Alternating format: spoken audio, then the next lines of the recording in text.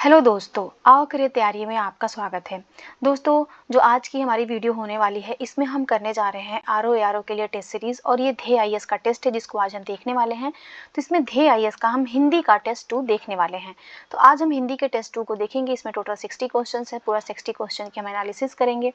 दोस्तों, सामान्य हिंदी का ही जो फर्स्ट टेस्ट था ध्येय आईएएस का ही, इसमें 2 क्वेश्चन में गलतियां थी, उनके ऑप्शन में गलतियां थी जिनको आप लोगों ने अपने कमेंट के माध्यम से बताया और हमें बहुत ही अच्छा लगा इस चीज़ों का कि मुझे सुधार का मौका मिला, मुझे पता चला कि मैं कहाँ गलत थी। दोस्तों, इसी तरीके से आप अच्छे से हमारी वीडियोस को देखिए। जहाँ भी लगता है कहीं भी कि सुधार की ज़रूरत है, प्लीज़ आप मुझे कमेंट के माध्यम से बताइए, मैं उसमें सुधार करने की कोशिश करूँगी। दोस्तों, आप मुझे कमेंट के माध्यम से बताइए जहाँ भी मुझे सुधार की ज़रूरत है, मैं वहाँ पर सुधार करूँगी, आप लोगों को और बेहतर देने की कोशिश करूँगी। दोस्तों, अगर आपको हमारी वीडियोज़ पसंद आ रही है तो प्लीज़ आप मेरे चैनल को सब्सक्राइब करिए, अपने दोस्तों में शेयर करिए, मेरी वीडियोस को लाइक करिए। चलिए फिर हम प्रश्नों को देखना स्टार्ट करते हैं। इसका क्वेश्चन फर्स्ट क्वेश्चन है, निम्नलिखित विलोम युग्मों में से कौन सा एक सही सुमेलित नहीं है।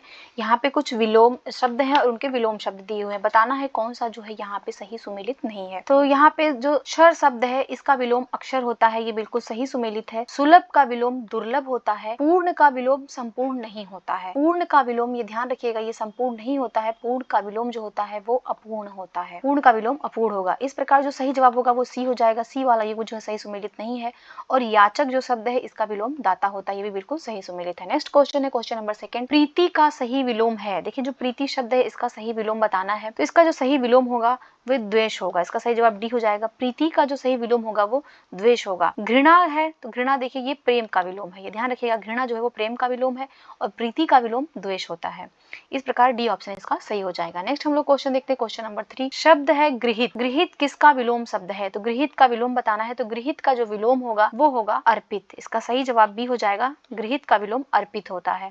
और जो ग्राह्य होता है, ध्यान रखिए, जो एक ग्राह्य शब्द होता है तो ग्राह्य का जो विलोम होता है वो त्याज्य होता है, जबकि जो गृहित शब्द है इसका जो विलोम होगा वो अर्पित होगा। इस प्रकार सही जवाब बी हो जाएगा। नेक्स्ट हम लोग क्वेश्चन देखते हैं क्वेश्चन नंबर 4, निम्नलिखित युग्मों में कौन सही सुमेलित नहीं। यहाँ पे बताना है, यहाँ पे शब्द दिए हुए, कुछ विलोम शब्द दिए हुए हैं और बताना है कौन सा जो है वो सही सुमेलित नहीं है। तो यौवन, यौवन जो शब्द है इसका विलोम वार्धक्य होता है, इसका बिल्कुल सही सुमेलित है। वक्र का विलोम ऋजु होता है, बिल्कुल सही सुमेलित है। सूर का विलोम असुर नहीं होता है, ध्यान रखिएगा, गलत सुमेलित है। बल्कि जो सूर शब्द है इसका विलोम भीरु होता है, इसका विलोम भीरु होता है। इस प्रकार जो है सही जवाब सी हो जाएगा। सी वाला जो है सही सुमेलित युग्म नहीं है। और जो श्रव्य शब्द है इसका विलोम दृश्य होता है, ये बिल्कुल सही सुमेलित है। नेक्स्ट क्वेश्चन, क्वेश्चन नंबर 5, निम्नलिखित विलोम युग्मों में से कौन सा एक सही है, बताना है। तो पहला है इप्सित। इप्सित का विलोम अभिसिप्त नहीं होता है, ध्यान रखिएगा, ये गलत है। इप्सित का जो विलोम होता है वो अनिप्सित होता है। इप्सित का विलोम अनिप्सित होता है। उद्घाटन का विलोम अंत नहीं होता है। उद्घाटन का विलोम जो होता है वो समापन होता है। और आगमन का विलोम प्रस्थान होता है। इस प्रकार सही जवाब इसका सी हो जाएगा। एक ही सही पूछा था, तो आगमन जो है शब्द इसका विलोम प्रस्थान होगा। और अवर का जो विलोम होगा वो द्विवर नहीं होगा, इसका विलोम होगा वो प्रवर होगा। नेक्स्ट हम लोग क्वेश्चन देखते हैं क्वेश्चन नंबर 6, हर्ष का विलोम शब्द है। देखिए, जो हर्ष शब्द है इसका विलोम शब्द बताना है। तो हर्ष का विलोम विषाद होता है, इसका सही जवाब बी हो जाएगा। हर्ष का विलोम विषाद होता है। नेक्स्ट है question, question number 7 number question है, प्रतिपन्न शब्द किसका विलोम है। देखिए, जो प्रतिपन्न शब्द है ये प्रच्छन्न का विलोम शब्द है। इस प्रकार सही जवाब इसका डी हो जाएगा। प्रच्छन्न का विलोम प्रतिपन्न होता है। प्रत्यक्ष, प्रत्यक्ष का विलोम जो होता है वो परोक्ष होता है या अप्रत्यक्ष होता है। परोक्ष या अप्रत्यक्ष जो है वो प्रत्यक्ष का विलोम है और परोक्ष इसी का विलोम है। गौड़ का जो विलोम होगा इसका विलोम हो जाएगा प्राथमिक, प्रधान या प्राथमिक। इस प्रकार जो है प्रतिपन्न जो शब्द है इसका विलोम प्रच्छन्न होगा। सही जवाब इसका डी हो जाएगा। नेक्स्ट हम लोग देखते हैं क्वेश्चन नंबर 8, सरल का विलोम है। देखिए, जो सरल शब्द है इसका विलोम बताना है। तो सरल शब्द का जो विलोम होगा वो कुटिल भी होगा, जटिल भी, कुटिल भी होगा, कठिन भी होगा, वक्र भी होगा, तीनों ही होगा। इस प्रकार इसका सही जवाब डी हो जाएगा। सभी जो है वो सरल के विलोम शब्द हैं। नेक्स्ट हम देखते हैं क्वेश्चन नंबर 9, निम्नलिखित में से कौन सा एक समास शब्द का विलोम है। देखिए, जो समास शब्द का विलोम बताना है। तो समास का विलोम व्यास भी होता है, विग्रह भी होता है, खंड भी होता है। तो इस प्रकार इसका सही जवाब डी हो जाएगा। उपरोक्त सभी जो है वो समास के विलोम शब्द हैं। नेक्स्ट हम देखते हैं क्वेश्चन नंबर 10, लुभावना। लुभावना जो शब्द है इसका विलोम शब्द बताना है। तो लुभावना शब्द का जो विलोम शब्द होगा वो घिनौना होगा, इसका सही जवाब सी हो जाएगा, घिनौना हो जाएगा, लुभावना का विलोम। नेक्स्ट हम लोग देखते हैं क्वेश्चन नंबर 11, निम्नलिखित में से कौन एक द्रौपदी का पर्यायवाची शब्द नहीं है। अब यहाँ पे 10 क्वेश्चन जो है वो पर्यायवाची के आएंगे। यहाँ पे पूछ रहा है कौन है जो द्रौपदी का पर्यायवाची नहीं है। देखिए द्रौपदी का जो पर्यायवाची होता है वो कृष्णा होता है, याज्ञसेनी होता है, पांचाली होता है, सौरंध्री होता है, और ये अभया जो है, ये ध्यान रखिएगा, अभया जो है ये द्रौपदी का पर्यायवाची नहीं है। इस प्रकार जो सही जवाब होगा इसका डी हो जाएगा। अभया जो है ये द्रौपदी का पर्यायवाची ना होकर के ये दुर्गा का पर्यायवाची शब्द होगा। नेक्स्ट हम लोग क्वेश्चन देखते हैं क्वेश्चन नंबर 12 नंबर क्वेश्चन है, निम्नलिखित में से एक शब्द बलदेव का पर्यायवाची नहीं है। तो यहाँ पे बताना है कौन सा शब्द है जो बलदेव का पर्यायवाची नहीं है। देखिए बलदेव का जो पर्यायवाची नहीं है इसका सही जवाब हो जाएगा सी, शेषधर।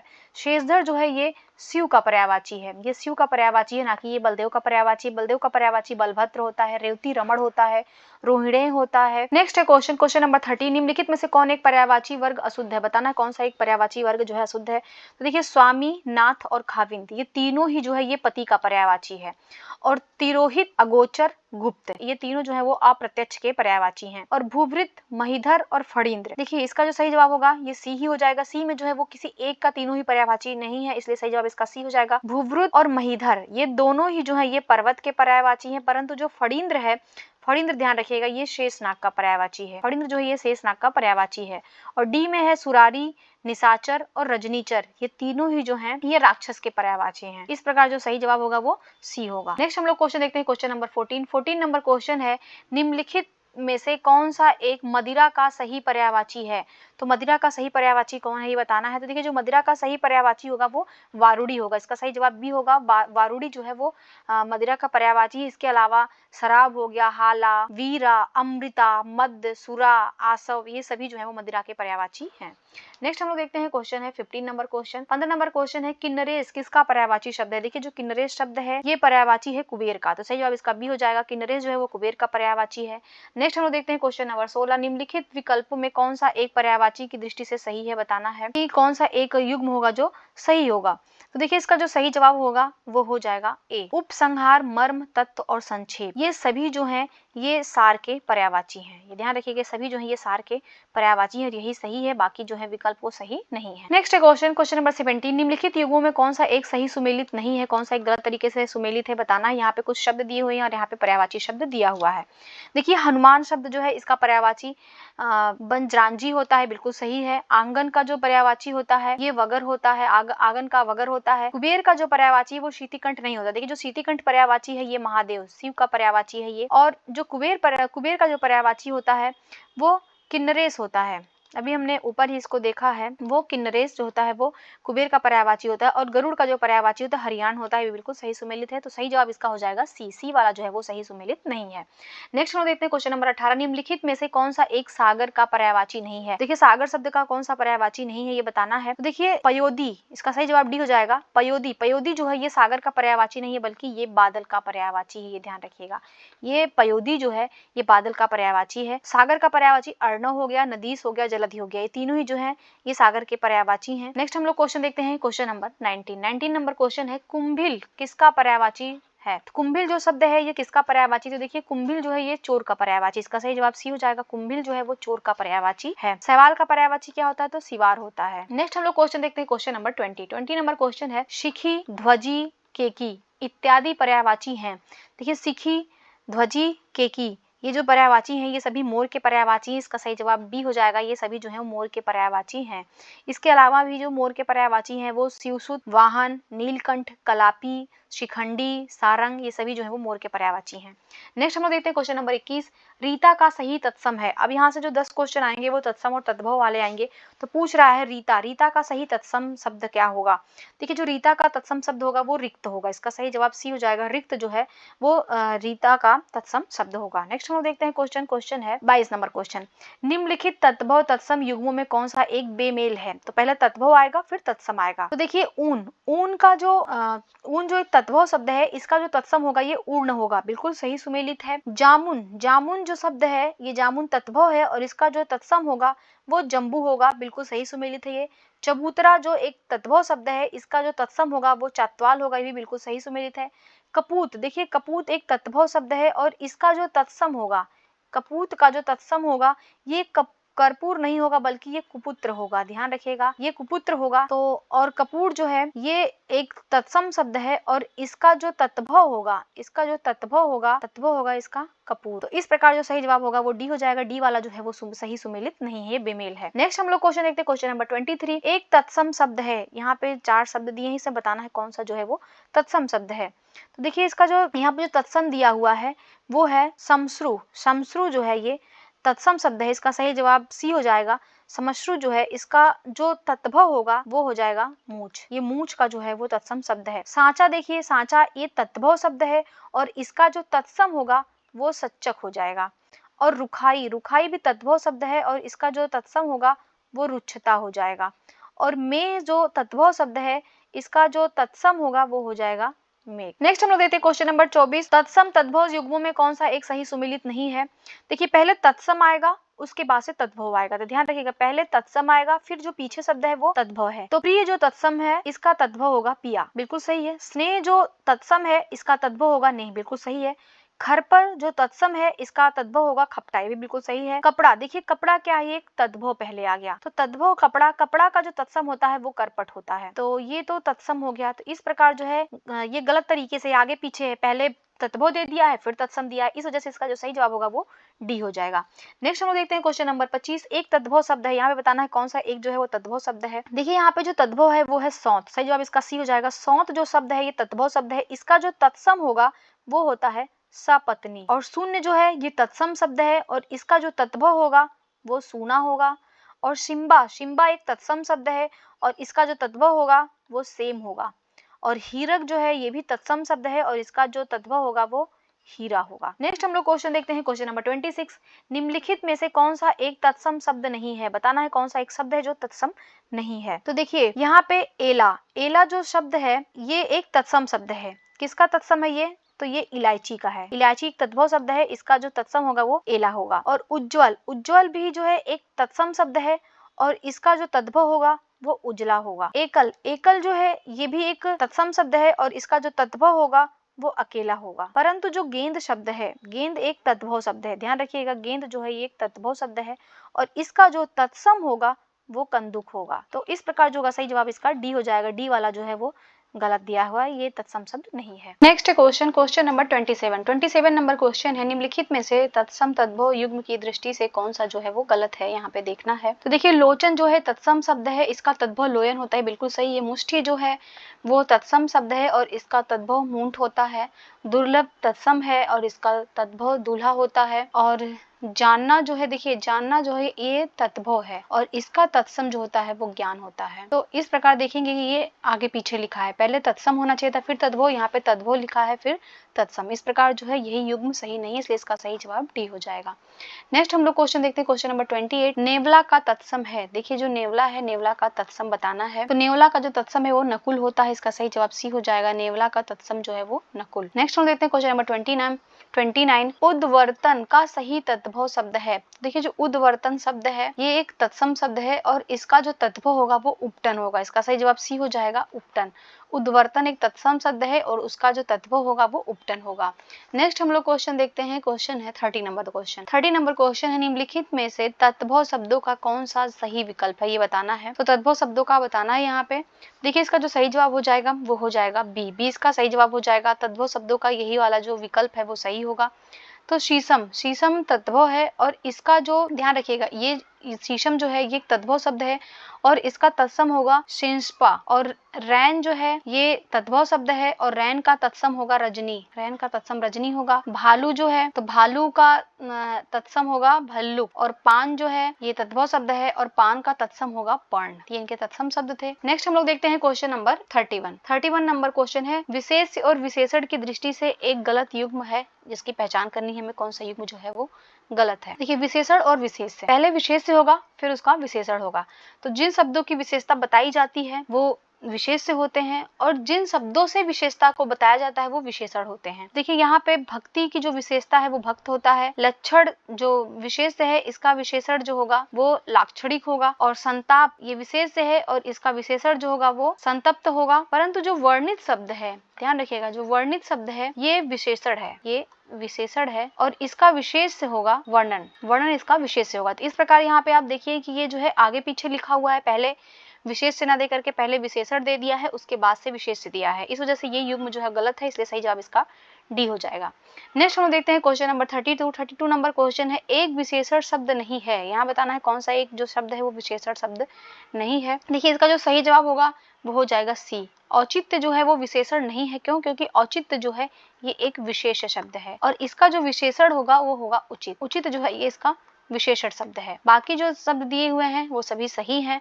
अलंकृत विशेषण शब्द है, उपदेशक विशेषण शब्द है और झंकृत भी विशेषण शब्द है। नेक्स्ट हम लोग क्वेश्चन देखते हैं, क्वेश्चन नंबर 33 नंबर क्वेश्चन है, एक विशेष शब्द है। तो यहाँ पे एक ऐसा शब्द बताना है जो विशेष है। देखिए पुष्टि, पुष्टि जो शब्द है ये विशेष शब्द है क्योंकि इसका जो विशेषण होगा वो हो जाएगा पौष्टिक। ये ध्यान रखिएगा, इसका जो विशेषण हो जाएगा वो पौष्टिक हो जाएगा। इस प्रकार जो सही जवाब है वो ए हो जाएगा। कौटुंबिक जो देखिए शब्द है ये विशेषण शब्द है और इसका विशेष क्या होगा? तो इसका विशेष जो होगा वो कुटुंब होगा। और निजी क्या है? तो निजी एक विशेषण शब्द है और इसका जो विशेष होगा वो निज होगा। तल्ख जो है, तल्ख एक विशेषण शब्द है और इसका जो विशेष होगा वो तल्ख ही होगा। नेक्स्ट हम लोग क्वेश्चन देखते हैं, क्वेश्चन नंबर 34 नंबर क्वेश्चन, निम्नलिखित वाक्यों में से कौन सा एक विधेय विशेषण का उदाहरण है?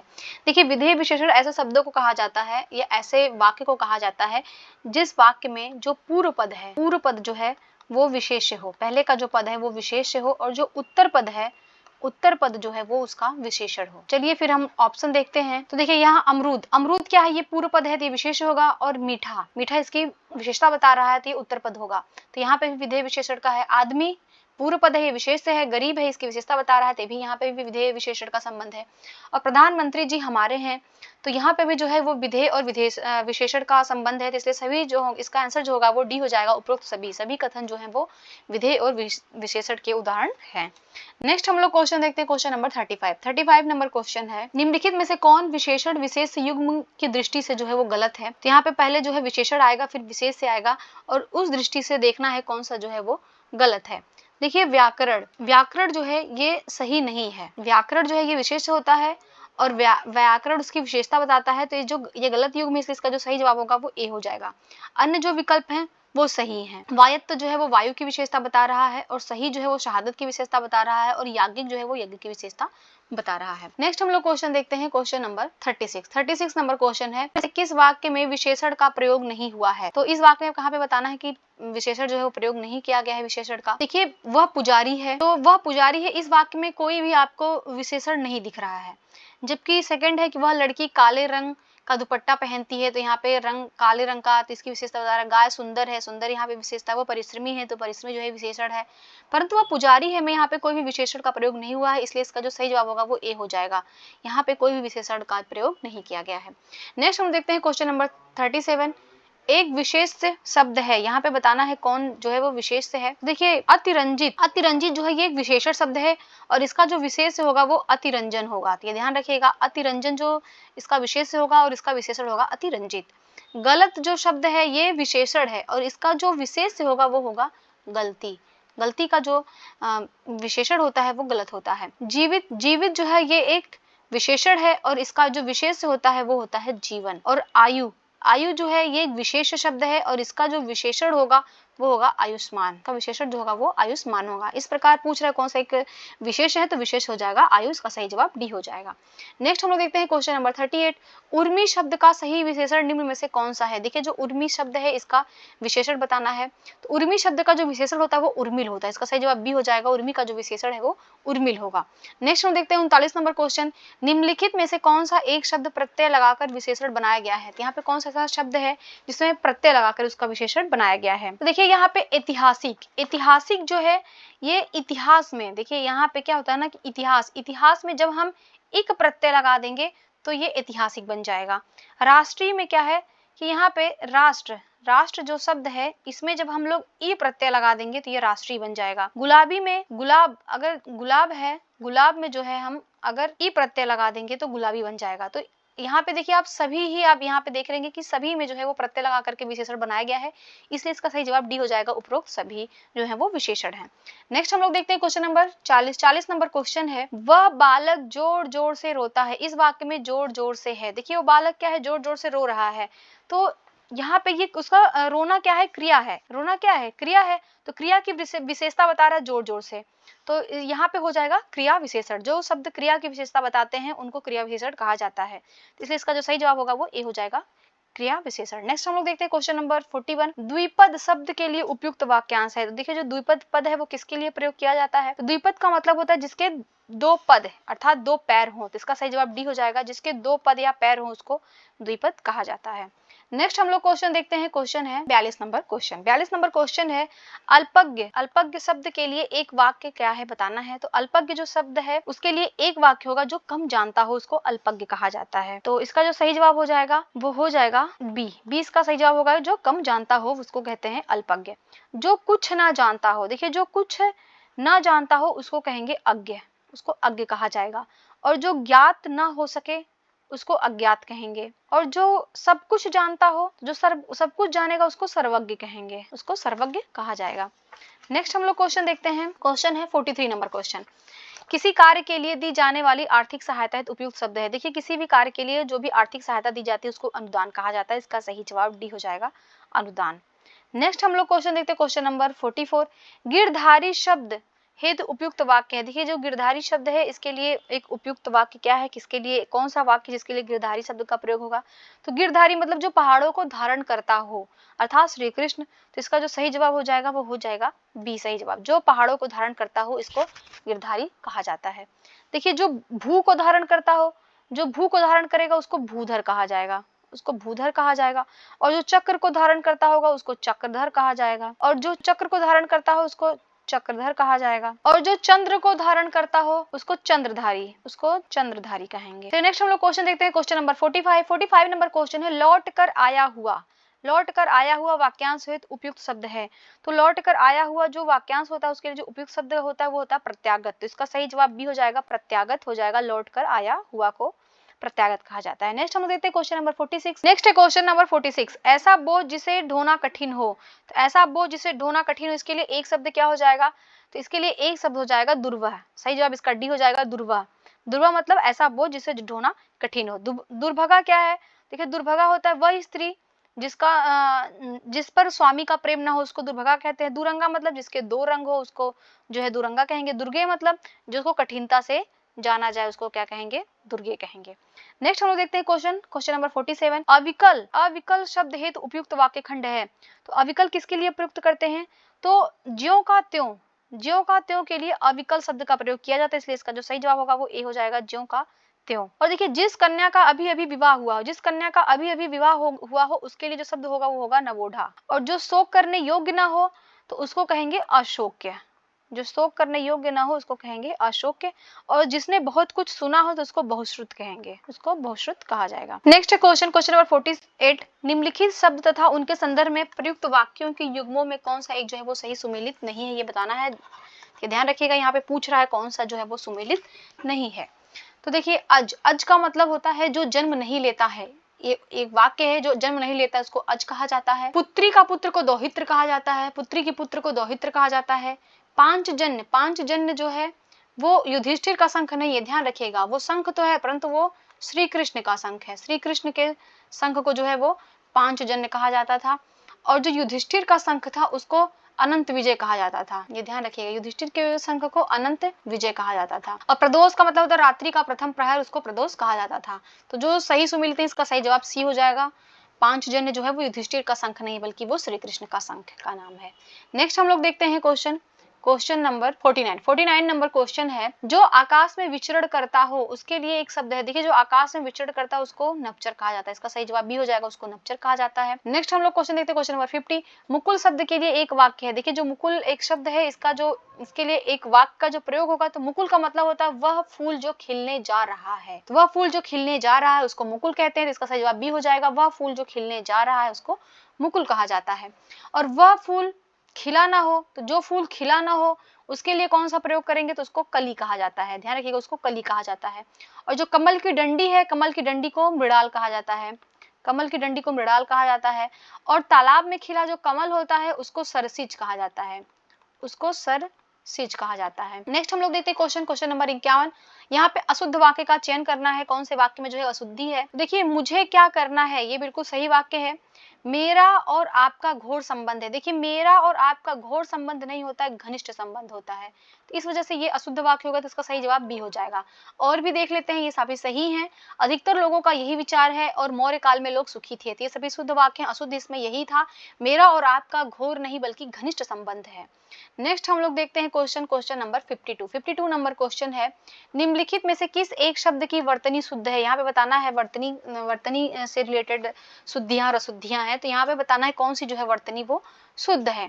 देखिए इसका जो सही जवाब हो जाएगा वो हो जाएगा डी, याज्ञवल्क्य जो है ये शुद्ध लिखा है, अन्य विकल्प जो है वो अशुद्ध लिखे हुए हैं। इनका शुद्ध रूप हम लोग देख लेते हैं। तो जो मनीषीगढ़ है, देखिए मनीषीगढ़ का जो शुद्ध रूप होगा यहाँ ये हो जाएगा मनीषीगढ़, छोटी की मात्रा यहाँ पे लगेगी, मनीषीगढ़ हो जाएगा। वैक्रम, वैक्रम का जो शुद्ध रूप होगा वो होगा व्यय। और विभीषिका, विभीषिका जो शब्द है इसका जो शुद्ध रूप होगा, ये अशुद्ध रूप है विभीषिका, इसका शुद्ध रूप हो जाएगा विभीषिका, यहाँ वहां पे बड़ी की मात्रा लगेगी।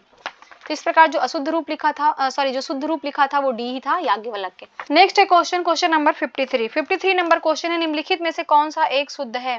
देखिए यहाँ पे शुद्ध बताना है, कौन सा शुद्ध लिखा हुआ है। तो देखिए जो शुद्ध लिखा हुआ ए ऑप्शन इसका सही हो जाएगा। तिलांजलि जो है ये बिल्कुल शुद्ध लिखा हुआ है, बाकी जो है वो शुद्ध नहीं लिखे हुए हैं। नेक्स्ट हम देखते हैं क्वेश्चन नंबर 54 नंबर क्वेश्चन, निम्नलिखित में से कौन सी एक वर्तनी जो है वो अशुद्ध है। यहाँ पे अशुद्ध वर्तनी का चयन करना है। देखिए यहाँ पे जो अशुद्ध वर्तनी है वो है छत्र छाया, इसका सही जवाब डी हो जाएगा। छत्र छाया जो अशुद्ध रूप में लिखा है, छत्र छाया को शुद्ध रूप में लिखेंगे छत्र छाया, इस तरीके से लिखा जाएगा, देख लीजिएगा। बाकी जो है शस्त्र श्यामला ये बिल्कुल शुद्ध लिखा हो, श्रृंगार भी शुद्ध रूप में लिखा है, मुमूर्षु भी बिल्कुल शुद्ध लिखा हुआ है। नेक्स्ट हम देखते हैं क्वेश्चन नंबर 55, निम्नलिखित वाक्यों में से कौन सा एक वाक्य जो है वो शुद्ध है। तो देखिए वह घोड़े पर सवार था, ये बिल्कुल सही वाक्य है। केवल 4 रुपए दीजिए, ये भी सही है। और उसने अनेक ग्रंथ लिखे हैं, ये भी बिल्कुल सही है। तो इसका जो सही जवाब होगा वो डी हो जाएगा। उपरोक्त सभी जो है वो शुद्ध रूप में लिखे हुए हैं। नेक्स्ट हम लोग क्वेश्चन देखते हैं। नेक्स्ट क्वेश्चन है क्वेश्चन नंबर 56 नंबर क्वेश्चन है, निम्नलिखित में से वर्तनी की दृष्टि से अशुद्ध वाला शब्द विकल्प कौन सा है। तो यहाँ पे अशुद्ध जो है वो विकल्प चयन करना है। तो वर्तनी की दृष्टि से पूछ रहा है, तो इसका जो सही जवाब हो जाएगा वो हो जाएगा डी। यहाँ पे जो है वो वर्तनी की दृष्टि से अशुद्ध रूप में लिखा है। क्यों? क्योंकि जो मुहूर्त होता है, मुहूर्त ऐसे नहीं लिखा जाता है, बल्कि यहाँ पे बड़ी की मात्रा होती है, मुहूर्त लिखा जाता है। राजमहल नहीं होता है, ध्यान रखिएगा, ये राजमहल होता है। और निरपराधी नहीं होता है, निरपराध होता है, निरपराध होता है। और एकलौता नहीं होता है, इकलौता होता है। इस प्रकार जो है अशुद्ध रूप में डी वाला था, इसका हमने शुद्ध रूप देख लिया। नेक्स्ट है क्वेश्चन नंबर 57, निम्नलिखित में से अशुद्ध वाक्य का चयन करना है, बताना है कौन सा वाक्य जो है वो अशुद्ध है। देखिए सब चलाचली का मेला है, तो चलाचली का मेला ये बिल्कुल सही रूप में लिखा है। शरणागत में आए व्यक्ति की रक्षा करना भारतीय संस्कृति का मूल मंत्र है। देखिए ये अशुद्ध रूप में लिखा है, इसका जो होगा सही जवाब बी हो जाएगा। इसका जो शुद्ध रूप होगा वो होगा शरणागत की रक्षा करना। तो देखिए ये शरणागत में आए व्यक्ति की नहीं होती, बल्कि शरणागत की रक्षा करना भारतीय संस्कृति का मूल मंत्र है, इसका शुद्ध रूप है। और ये अशुद्ध रूप है, तो इसका जो सही जवाब होगा वो बी हो जाएगा क्वेश्चन के हिसाब से। नेक्स्ट है क्वेश्चन नंबर 58, निम्नलिखित वाक्यों में से कौन सा एक जो है वो अशुद्ध रूप में है। देखिए वह स्त्री भाग्यवती है, बिल्कुल शुद्ध रूप में लिखा है। यह पत्र आपको सूचनार्थ प्रेषित है, ये भी शुद्ध रूप में लिखा हुआ है। मुझे मेला में जाना है, ये देखिए अशुद्ध है। मुझे मेला में जाना ही नहीं होता, बल्कि मुझे मेले में जाना है, तो इस वजह से जो है ये अशुद्ध है, इसलिए इसका सही जवाब सी हो जाएगा। बाकी देशभक्त कठोर यातनाओं को सहते, ये भी शुद्ध रूप में लिखा हुआ है। तो क्वेश्चन के हिसाब से जो सही आंसर होगा वो सी हो जाएगा। नेक्स्ट हम लोग देखते हैं क्वेश्चन नंबर 59, निम्नलिखित में कौन सा एक जो है वो शुद्ध है। यहाँ पे शुद्ध का चयन करना है, कौन सी यहाँ पे वर्तनी जो है वो शुद्ध रूप में लिखी है। देखिए यहाँ पे जो इसका सही जवाब होगा वो ए हो जाएगा। याव जीवन जो है ये शुद्ध रूप में लिखा हुआ है, तो इसका सही जवाब जो है ए हो जाएगा। नेक्स्ट हम लोग देखते हैं क्वेश्चन नंबर 60 नंबर क्वेश्चन है, और ये इस टेस्ट का लास्ट क्वेश्चन है कि निम्नलिखित में से शुद्ध वाक्य का चयन करना है, कौन जो है वो शुद्ध रूप में लिखा हुआ है। देखिए अच्छे कार्य में अनेकों संकट आते हैं। देखिए अच्छे कार्य में अनेकों संकट नहीं, अच्छे कार्य में बल्कि अनेक संकट आते हैं, तो इस वजह से ये अशुद्ध हो गया। उसकी सौंदर्यता कभी कम ना होगी, तो उसकी सौंदर्यता नहीं बल्कि उसका सौंदर्य, तो यहाँ पे हो जाएगा उसका सौंदर्य कभी कम नहीं होगा, कभी कम ना होगी, होगी नहीं होगा। नेक्स्ट हम देखते हैं, नेक्स्ट है इसमें ऑप्शन लड़का शहर से अपने गांव चला गया। देखिए ये बिल्कुल सही स्टेटमेंट है, ये शुद्ध रूप में लिखा हुआ है, लड़का शहर से अपने गांव चला गया। और राधा ने अपनी सहेली के लिए उपहार दिए, तो राधा ने अपनी सहेली के लिए नहीं बल्कि अपनी सहेली को उपहार दिए, तो ये भी अशुद्ध रूप में है। तो इस प्रकार 60 का जो सही जवाब होगा वो सी हो जाएगा। इसी के साथ हमारा टेस्ट 2 हिंदी का समाप्त होता है। मिलेंगे अपने नेक्स्ट टेस्ट में। अगर आपको मेरी वीडियोस अच्छी लग रही है तो प्लीज आप मेरे चैनल को सब्सक्राइब करिए, मेरे वीडियोस को लाइक करिए, अपने फ्रेंड्स में शेयर करिए। देखने के लिए आप लोगों का बहुत बहुत धन्यवाद।